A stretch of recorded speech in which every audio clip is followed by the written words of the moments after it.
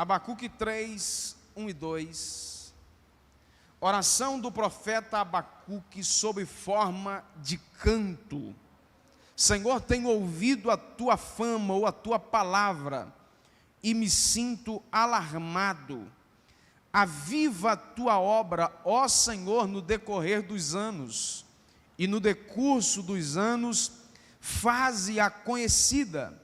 Na tua ira, lembra-te da misericórdia, e amém. Olhe para mim. Traduções mais antigas dizem oração do profeta Abacuque sob sigionote. Ouvi, Senhor, a tua palavra e temi. Aviva, ó Deus, a tua obra no meio dos anos, a notifica. No dia da ira, lembra-te da misericórdia. O chamado de Abacuque se deu em uma época muito difícil da história de Judá. Abacuque foi contemporâneo de Jeremias. Esse profeta é mais conhecido. Abacuque viveu nos dias de Jeremias, em uma época de muita frieza espiritual e, consequentemente, envolvimento intenso com o pecado. Porque uma coisa, gente, vai puxar a outra.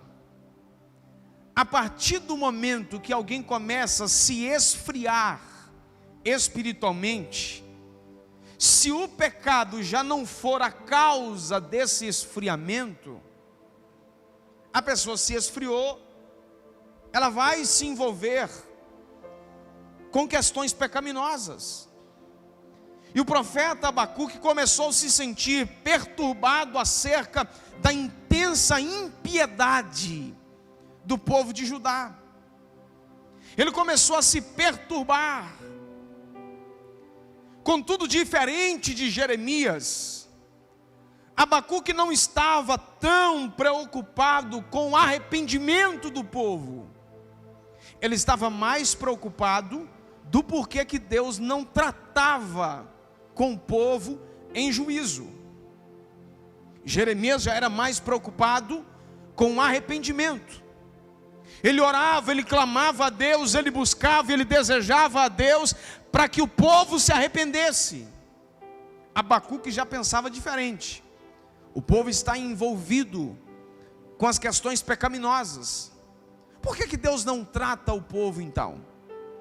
Por que Deus não aplica juízo sobre o povo que está distanciado da sua presença? A situação era tão crítica, e foi exatamente nesse contexto que Deus permitiu a invasão dos babilônicos, que era o império mais poderoso da época. Nós já tivemos aqui várias mensagens falando a esse respeito, escola dominical. Os babilônios era o povo mais poderoso, o império da época, era a referência mundial em todos os sentidos, o exército mais poderoso, era a economia da época, era o polo do conhecimento da época. E Deus permitiu que os babilônicos invadissem Jerusalém e a destruísse, e levasse cativo o povo. E isso deixou o profeta Abacuque ainda mais incomodado, inconformado, pelo fato de Deus permitir uma nação ainda mais ímpia do que o seu próprio povo oprimir a sua gente. E diante desse quadro, de Deus permitir que uma nação ímpia oprimisse o seu povo, Abacuque então se pôs a buscar ao Senhor. Ele se pôs a orar ao Senhor, ele se isolou e foi clamar ao Senhor por respostas. E o Senhor o respondeu com uma das declarações mais grandiosas das Escrituras, e que isso ecoou ao longo da história, e foi até um dos pilares para a reforma protestante. É o que está em Abacuque capítulo 2 e o versículo de número 4, quando Deus disse para ele que o justo viveria pela fé. Ou seja, o justo estaria preservado no dia da tribulação, visto que era temente a Deus, visto que servia a Deus. Então Deus falou para ele: olha, o justo vai viver pela fé, o justo será preservado, sendo-lhe assegurado de que a justiça venceria. O profeta então viu a necessidade de que Deus operasse novamente uma obra grandiosa entre o seu povo.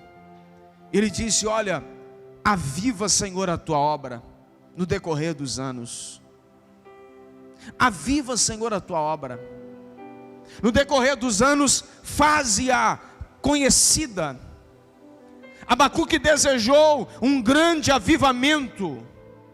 Ele desejou que o povo fosse reavivado novamente. Ele desejou que Deus fizesse novamente obras como ele havia feito anteriormente. Contudo, a percepção de Abacuque sobre a necessidade de um grande avivamento não se deu de início. Aconteceram algumas coisas antes, para que então ele se interessasse ou ele percebesse a necessidade desse grande avivamento. A descrição dos versos em destaque mostra o que aconteceu para que Abacuque desejasse então um avivamento. Diria que desejar avivamento seria a reação daquilo que ele fez antes, de uma ação anterior. Primeira ação de Abacuque está logo aí de início, no versículo que nós lemos. Abacuque orou ao Senhor. A oração de Abacuque, sob forma de canto. O capítulo 3 de Abacuque é, na verdade, chamado por alguns estudiosos como um salmo de Abacuque, em que a única petição que aparece é o versículo 2 que nós lemos, em que ele faz um pedido por um avivamento.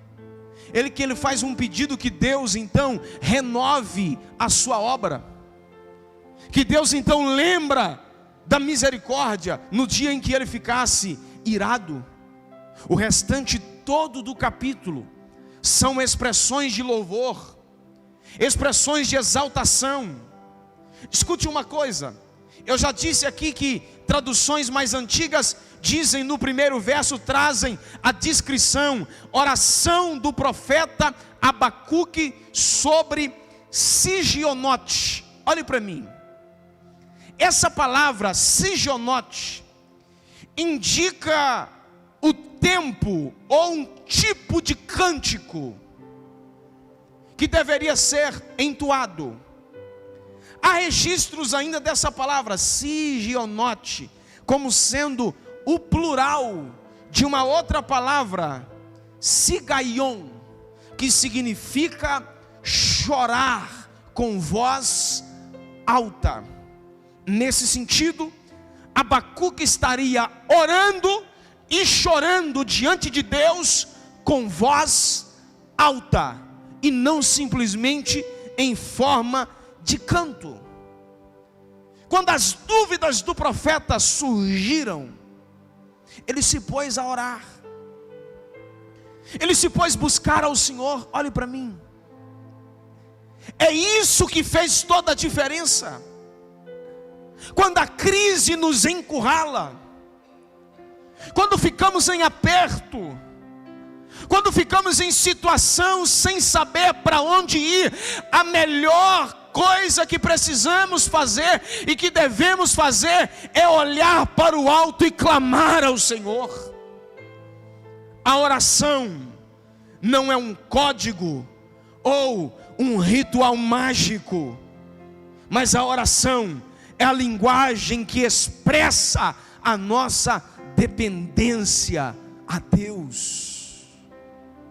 O profeta começou a orar, o profeta começou a buscar ao Senhor. O profeta não encurralou Deus ou começou a discutir com Deus.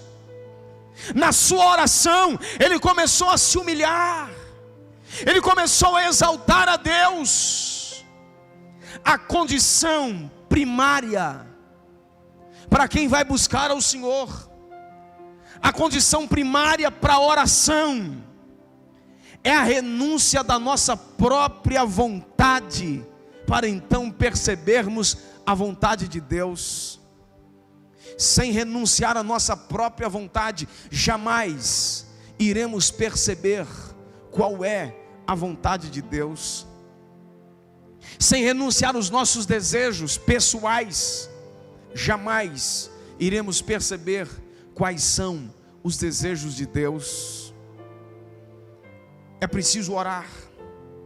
Uma vida de oração é ter a prática da oração diariamente, é buscar ao Senhor.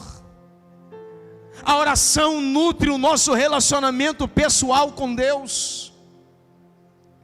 Jesus orou em muitos lugares, orou em ocasiões diferentes, orou em momentos diferentes. Ele orou nas sinagogas, orou no templo, orou no monte, orou no jardim, orou nas casas.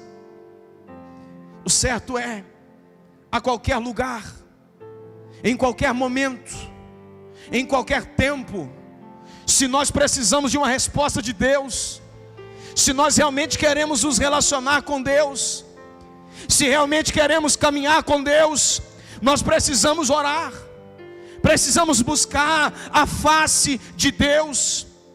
Jesus nos ensinou a importância de nos encontrar com Deus em oração, em um lugar tranquilo e às vezes até secreto.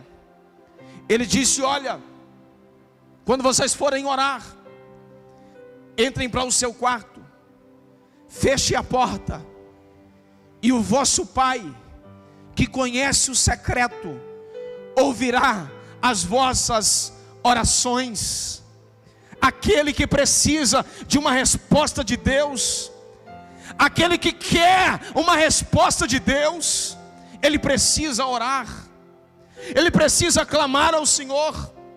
O contemporâneo de Abacuque, Jeremias, disse, amando de Deus, no capítulo 33, versículo 3: clama a mim e responder-te-ei, anunciar-te-ei coisas grandes e firmes que não conheceis.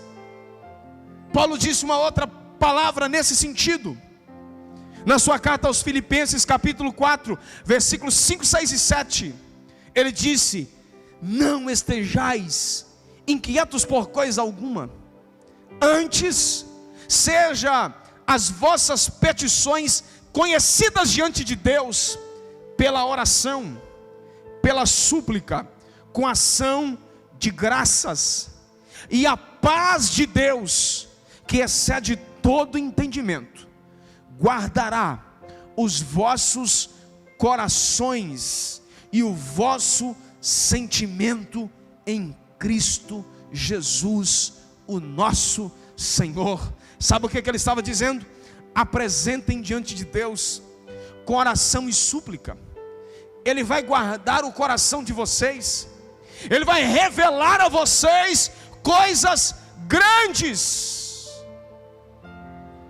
ele vai trazer conhecido a vocês coisas grandes, coisas maiores, coisas que excedem o entendimento. Quem me ouve diz amém. Antes que Abacuque desejasse avivamento, ele se pôs a orar, ele se pôs a buscar ao Senhor. A história da igreja mostra claramente que, vez por outra, ela atravessa períodos de marasmo espiritual, apresentando frieza, abertura ao secularismo. O que é isso?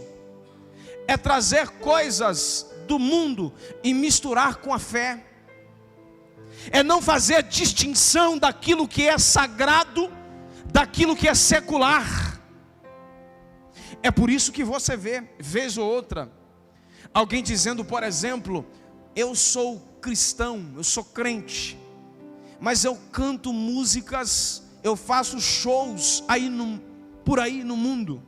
Eu canto músicas seculares porque é a minha profissão. A tentativa de separação da vida espiritual, religiosa, com aquilo que se faz profissionalmente, como se existisse um cabide em um determinado lugar, em que alguém pendura lá uma roupa. Essa roupa é a que eu visto para trabalhar profissionalmente, ainda que seja algo anticristão. E eu pego essa roupa e visto quando eu preciso. E também chego lá e penduro ela e visto uma outra para eu participar na igreja. Como se a minha vida aqui não fosse um referencial para eu agir fora daqui. Como se a minha vida fora daqui não tivesse nada a ver com o que eu faço aqui. E em muitos casos há uma mistura de se fazer aqui aquilo que não deveria ser feito nem lá fora. Isso é mais ou menos o secularismo. Essa mistura. E vez ou outra, na história da igreja, a igreja viveu assim. E o resultado disso sempre foi o que nós chamamos de sono espiritual, em que Jesus disse que no manifestar dele para buscar a sua igreja, muita gente estaria meio que dormindo. O sono espiritual. E o Senhor está nos chamando, olhe para mim, ao lugar secreto da oração. O Senhor está nos chamando ao lugar secreto da oração, ao lugar tranquilo da oração, onde podemos buscar a sua presença, onde podemos buscar de forma intensa pela sua presença, porque a igreja carece de um avivamento genuíno e não apenas coreógrafo, não apenas de faz de conta, não apenas aparente, não apenas momentâneo, não apenas um ritual. Nós precisamos de um derramar do Espírito Santo que marque as nossas vidas, sobretudo com arrependimento, que é a principal marca do avivamento. O avivamento, vez ou outra, é confundido simplesmente com manifestação de dons espirituais. Isso faz parte, mas o avivamento não é só isso. A principal marca do avivamento é arrependimento. Eu estou muito avivado quando eu estou arrependido, quando eu me apresento diante de Deus contrito, com o meu coração quebrantado diante de Deus, arrependido das minhas transgressões, arrependido daquilo que eu fiz que entristeceu a Deus. E isto é avivamento. Uma igreja é avivada quando a igreja se arrepende, quando ela reconhece que na verdade muitas coisas que ela fez entristecem o Espírito Santo. Esse arrependimento, ele vem acompanhado sim de dons espirituais, mas a principal marca do avivamento é o arrependimento.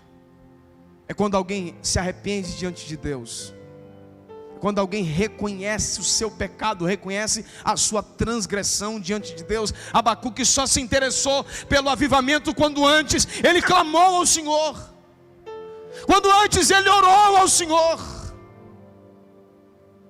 Quantas vezes durante essa semana você reservou algum tempo para orar? Não estou falando aqui de horas. Tem gente que acha que oração é só dobrar o joelho e ficar horas lá ajoelhado. Se você consegue fazer isso, glória a Deus por isso. Mas a oração não se limita a apenas dobrar o joelho e ficar lá horas. Paulo disse que nós precisamos ter a conduta de orar sem cessar. É você que está lá no seu trabalho e você ora, você fala com Deus. É no momento que você está dirigindo o carro, você fala com Deus. Ou no momento do seu devocional que você reserva alguns minutos, seja pela manhã, seja à noite, seja na volta do dia, em que você lê uma porção da palavra de Deus e você ora por alguns instantes.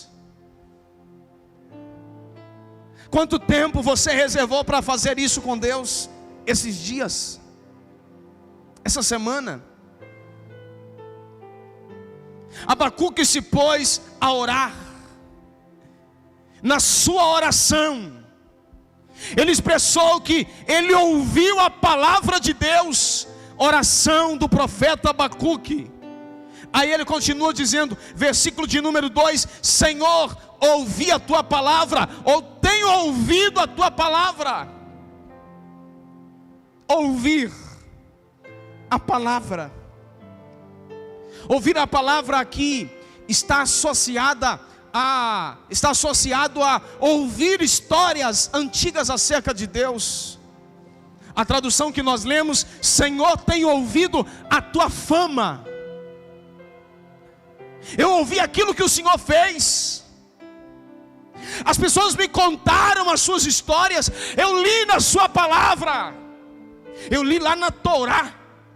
Eu li lá no Pentateuco, nos livros de Moisés. Eu li na lei aquilo que o Senhor fez.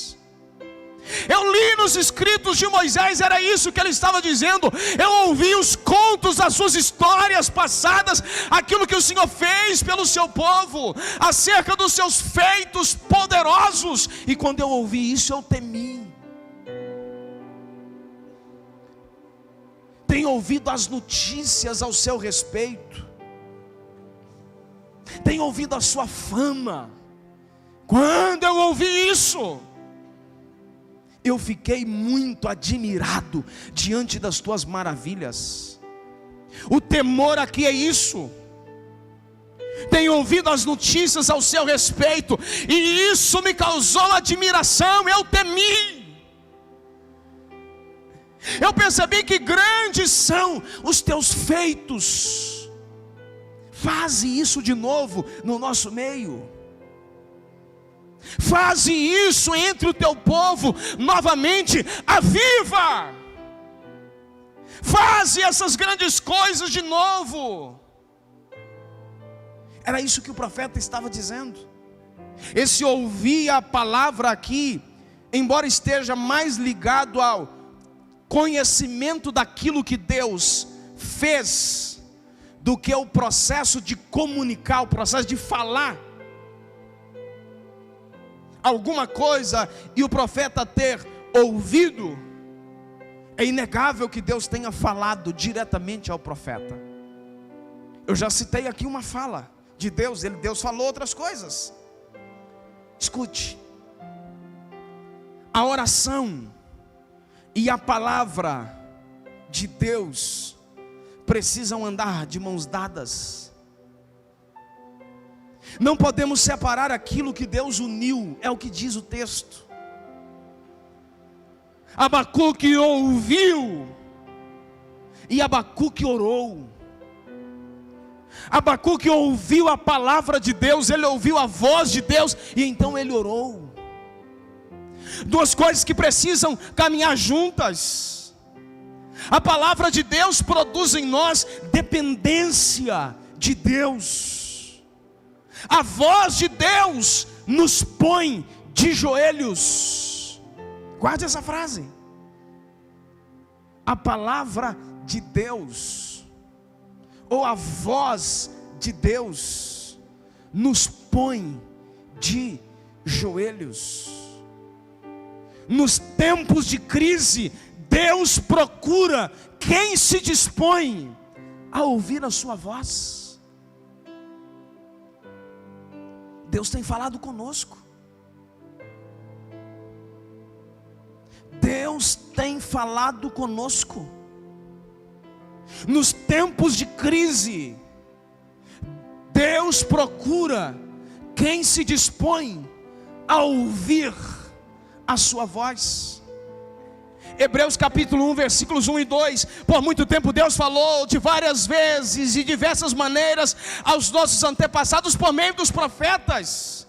Agora, nesses últimos dias, Ele nos tem falado pelo seu Filho, o qual designou como herdeiro de todas as coisas, e por meio de quem criou o universo. Deus tem falado conosco. Uma das formas de Deus falar conosco nesse tempo é através da Bíblia. Escute isso. Uma das formas de Deus falar conosco é através da Bíblia. Deus fala conosco através de outras coisas, de outros meios, mas o principal meio de Deus falar conosco é através da Bíblia, da sua palavra. Nada substitui aquilo que ela ensina. A mensagem descrita nela é inegociável, é indiscutível, é irrevogável. Ela é a palavra de Deus. A palavra de Deus, a Bíblia, ela não precisa ser mudada. A palavra de Deus, ela não precisa ser adaptada. A Bíblia, ela não precisa ser atualizada. Ela é a palavra de Deus, ela é viva, ela é eficaz. Ela entra onde mais ninguém e nada consegue entrar. Diz a Bíblia que ela consegue entrar na divisão da alma e do espírito, que são duas coisas que caminham tão unidas que apenas a palavra de Deus consegue entrar lá. A Bíblia, ela é apta, ela tem autoridade para nos ensinar, para nos corrigir, para nos exortar. É a palavra de Deus. Deus ainda pode falar conosco através de outros meios. Deus fala conosco através de sonhos. Deus fala conosco através de visões.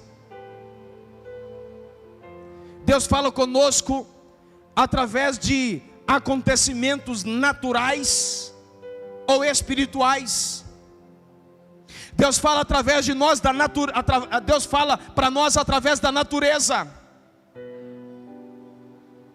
Deus fala através da palavra de sabedoria de alguém. Isso aqui é um dos dons espirituais. Está lá na lista dos dons espirituais, de palavra de sabedoria. Quem tem esse dom, sabe como que é o exercício disso? Você chega para essa pessoa para conversar. Normalmente quem tem o dom da palavra de sabedoria é alguém conselheiro, é alguém que sempre tem uma palavra pacificadora, que você chega para essa pessoa com alguma questão, e essa pessoa de repente, ela te dá um conselho, que te abre a visão, que te faz entender aquilo que você não estava entendendo antes. Isto é palavra de sabedoria, e Deus fala conosco através disso. Agora atenção para uma coisa: em todos esses aspectos que eu falei aqui, por sonho, por visão, por acontecimentos naturais ou espirituais, por natureza, por palavra de sabedoria, alguns cuidados são necessários.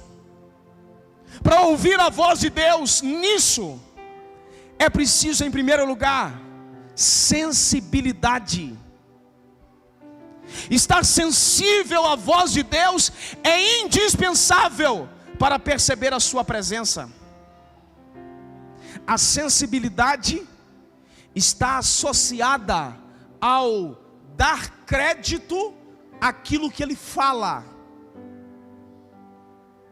Vou te dar um exemplo. Nenhum de nós caímos em uma situação pecaminosa sem antes o Espírito Santo nos advertir,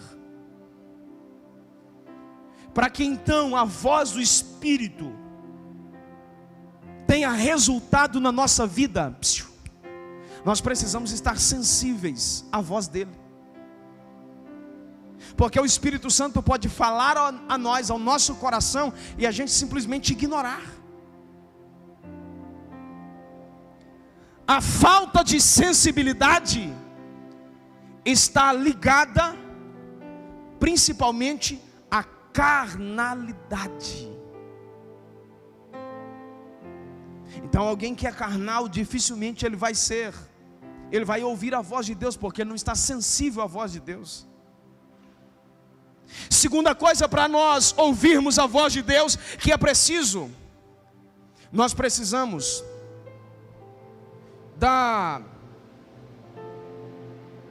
de discernimento. Discernir a voz de Deus, saber quem é que fala, saber quem é que está falando é fundamental para não confundirmos a voz. Uma irmã outro dia, não daqui, uma irmã outro dia, em contato comigo, ela disse assim: pastor, me orienta numa coisa. Uma pessoa estava aqui ministrando na igreja, e ela disse para mim que eu estou buscando por uma resposta, e que no dia tal eu teria essa resposta. Eu marquei o dia que a pessoa disse, só que o dia passou e eu não obtive a resposta. Perceba uma coisa, eu não estou aqui incentivando você a ser cético, a ser descrente, não é isso. Estou incentivando você a ter discernimento. Isso é bíblico. Nem todo mundo que diz que Deus está mandando dizer isso é verdade. A pessoa pode estar empolgada, e eu tenho muita resistência com esse negócio de dia, de dizer, de marcar data. Então você precisa discernir, é Deus quem está falando. Primeira coisa que isso que eu estou dizendo aqui é bíblico. A Bíblia diz para nós julgarmos a profecia. O que é julgar? Examinar. Você analisar. O julgamento nada mais é do que uma análise. Depois da análise, quem me ouve diz amém.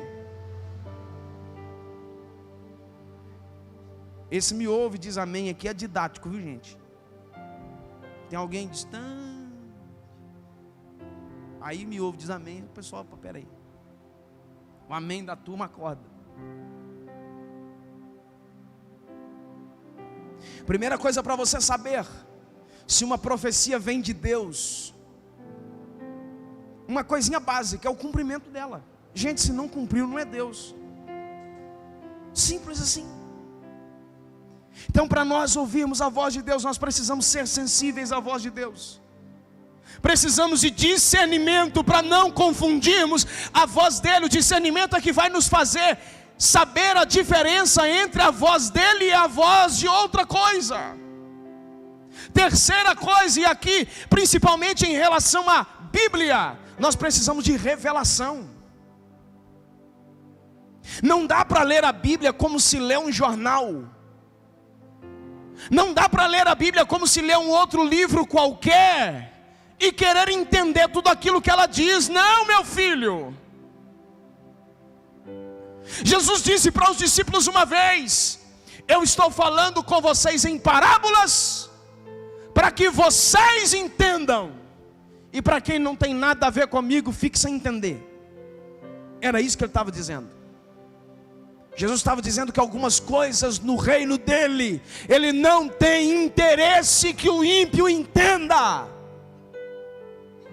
Só vai entender questões espirituais quem é espiritual.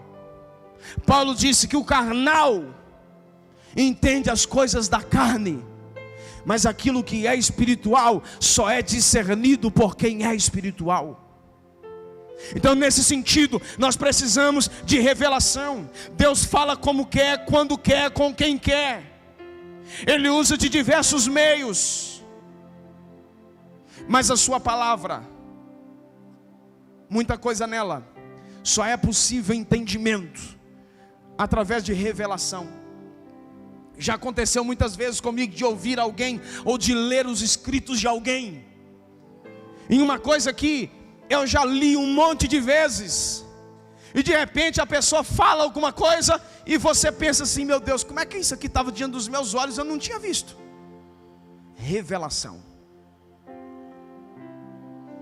Isso chama-se revelação. Isso é fantástico. Abacuque só interessou-se por avivamento quando ele ouviu a palavra de Deus. Não abra mão da palavra de Deus, meu irmão. Leia a Bíblia, medite nela, tenha o seu devocional diário, medite na palavra de Deus, seja reverente à palavra de Deus, ouça a palavra de Deus, dê crédito à palavra de Deus, não a abandone, não a menospreze, guarde-a no seu coração, como o salmista diz que bem-aventurado é aquele que medita nela de dia e de noite. Ame a palavra de Deus, ela é luz. E por fim, Abacuque sentiu temor enquanto meditava acerca das grandes coisas de Deus, das grandes obras do Criador. Abacuque percebeu a grandeza de Deus, e isso encheu o seu coração de reverência. Escute isso, o temor de Abacuque não era medo, mas sim respeito, admiração. O versículo anterior ao texto que nós lemos, o último versículo do capítulo 2, versículo 20: o Senhor, porém, está em seu santo templo, toda a terra cale-se diante dele. Abacuque não ousou mais questionar a Deus. Abacuque entendeu o outro lado, o lado de Deus. Sabe, irmãos, uma palavra de Deus para o seu coração: quando nós buscamos ao Senhor, nós deixamos os nossos questionamentos para lá, porque nós passamos a entender as coisas do lado de Deus. Quando nós não oramos, nós entendemos as coisas só com a nossa visão de cá, só com a nossa visão limitada de cá. Quando nós não buscamos a Deus, nós entendemos a situação que nos cerca apenas com a visão de quem está do lado de cá. Mas quando nós buscamos ao Senhor, quando nós clamamos ao Senhor, nós passamos a entender a Deus com a visão do outro lado, da visão dele, do lado dele, daquilo que ele pensa, daquilo que ele sabe, daquilo que ele entende, daquilo que ele planeja. Abacuque orou ao Senhor e não ousou mais questionar a Deus acerca do seu silêncio ou dos seus métodos. Ele nem mais pediu a Deus disciplina sobre Judá. Quando ele clamou ao Senhor, ele ficou tão entusiasmado e tão cheio de Deus, tão cheio da glória de Deus, que ele não teve outra alternativa a não ser se curvar diante de Deus. É isso que acontece conosco, irmãos. Aleluia, aleluia. Quando clamamos ao Senhor, nos tornamos tão cheios de Deus, que não nos resta outra opção a não ser nos curvar diante dele, reconhecendo a sua grandeza, adorando. Temor a Deus não é apenas deixar de fazer algo que o desagrada. Nós temos essa impressão. Quando alguém comete um erro, normalmente a gente diz assim: fulano está fazendo aquilo porque está faltando temor nele. O temor normalmente é associado a deixar de fazer algo que desagrada a Deus. Mas o temor também está associado, irmãos, a fazer algo que glorifica a Deus. Eu deixo de fazer aquilo que entristece a Deus e faço aquilo que o alegra, que o glorifica. Isso também é temor a Deus. Temer a Deus não é só deixar de pecar, mas é exaltá-lo. Temer a Deus é admirá-lo. é reverenciá-lo. Esse temor aqui não está associado ao medo, está associado à reverência, à exaltação, à glorificação. Quem conhece a Deus e ouve com temor a sua palavra, jamais será leviano ou inconsequente, jamais será blasfemo, jamais terá uma vida entregue às práticas pecaminosas. Provérbios 9 e 10, o temor do Senhor é o princípio da sabedoria.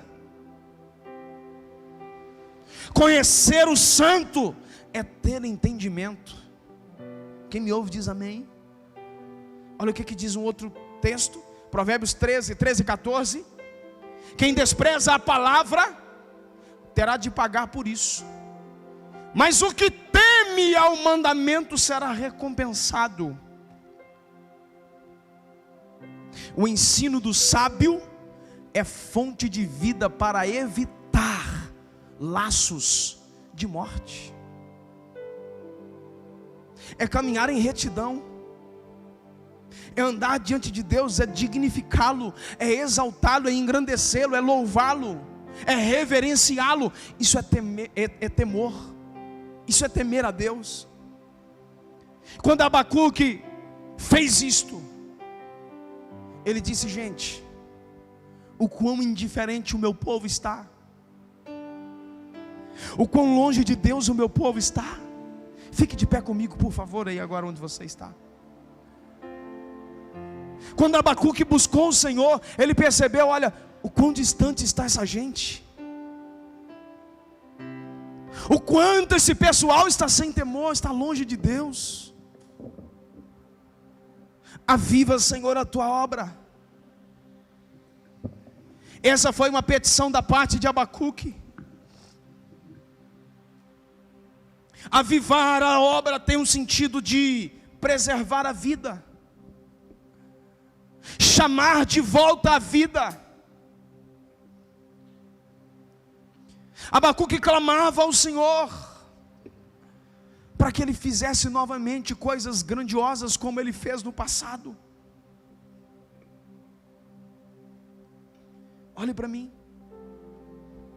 Nesse tempo, vemos quão grande é o interesse de Deus pela igreja, em mantê-la santa, purificada, limpa, separada do mundo. Vale a pena lembrar que Judá só foi para o cativeiro babilônico por relativizar e secularizar a fé. Quando as verdades de Deus ganham significados diferentes, nós precisamos repensar a nossa fé. As verdades de Deus não dependem de ponto de vista. O mundo relativizou a verdade. Se você perguntar aí fora, o que é a verdade? A verdade para o mundo é relativa. Uma verdade para mim não necessariamente é a verdade para o Suelder, falando do ponto de vista natural da sociedade de hoje. A verdade é relativa. Não existe mais uma verdade absoluta do ponto de vista humano. A palavra de Deus é a verdade absoluta. Ela não muda, ela não se transforma. Ela é a verdade de Deus. A palavra de Deus, assim como Ele é imutável. Escute-me, ao longo da história a igreja triunfou quando priorizou a palavra de Deus. Depois ela entrou em decadência quando virou as costas para a palavra de Deus. O quanto você ama a palavra de Deus? Feche os seus olhos aí onde você está.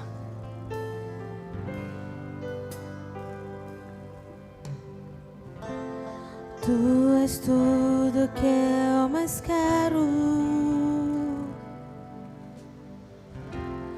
O meu fôlego tu és.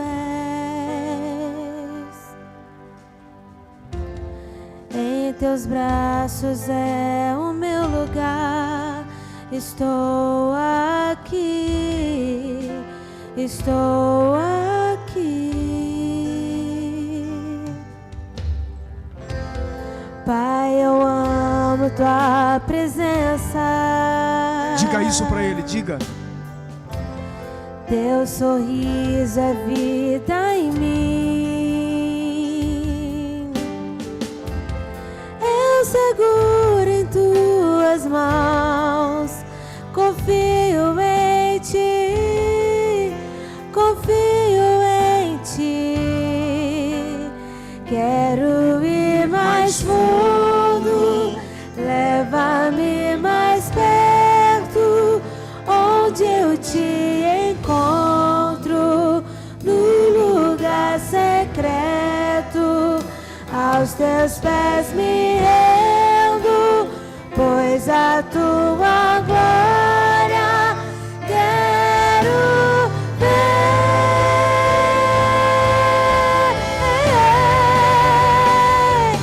Tudo que eu mais quero é te ver. Me envolva com tua glória e poder. Tua majestade é real. Tua voz ecoa em meu ser.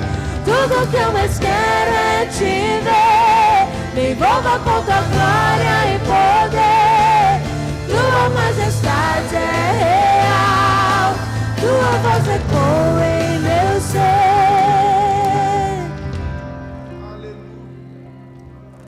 Aleluia. A igreja triunfou quando ela priorizou a palavra e a vida de oração. Do outro lado, sempre que a igreja abandonou a fidelidade fidelidade à palavra e o zelo pela oração fervorosa, ela se perdeu. O Senhor está nos chamando aqui nesta noite ao lugar tranquilo e secreto da oração. O Senhor está nos chamando a uma vida de oração, uma vida de temor. O Senhor quer te levar a um outro patamar de vida espiritual. O Senhor quer te avivar, meu filho. O Senhor quer dar dons espirituais a você. O Senhor quer te encher do Espírito Santo. Ouça a palavra de Deus. Ouça a voz de Deus. Busque ao Senhor, ore, clame ao Senhor. Reverencie-o, adore-o.